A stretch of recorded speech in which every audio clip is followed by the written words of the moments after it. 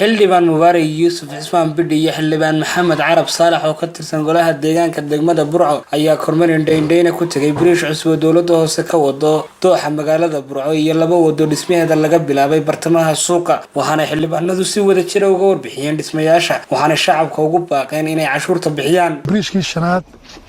weeyaan ee magaalada kan anaga sameynay waxyaalaha aan ku faanayno inuu ka tagi doono golo deegaan ahaan in lagu xusuusan doono insha Allah weeyaan bisha labaad dhamaadkeeda waxa ka jari doonaa waa ceelgooni waa bariish lugeed weeyaan baahi weyn loo qabay oo runtii aan ku taameynay ilaa maalintii aan nimi meesha dib buu ku hayay dadka oo halkan taaganay markii bariishkan ka sameynay xitaa tuugada ku badnayd oo dadka waa lagu dhici jiray marka codsigii dadka noogu yimid shacabkayga ayaan qaadanay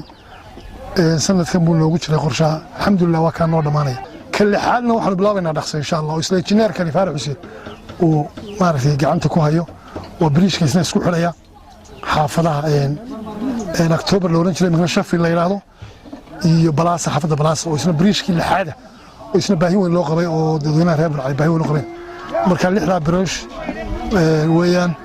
anagu labadan bariish baan ku soo kordhinay kan imika aanu dhamaynayno iyo ka isku xili doona xaafada October iyo Balaasa la soo helimaayo degmo distay bariishyo lama soo helayo bariishada laba bariish lama soo helayo cid nagula tartami kartaana ma jirto waxa kale oo aan runtii ku faanaynaa inaan magaalada si fiican aanu xashiishkeeda u qaadno oo aan afarta waxooda magaalada aanu si fiican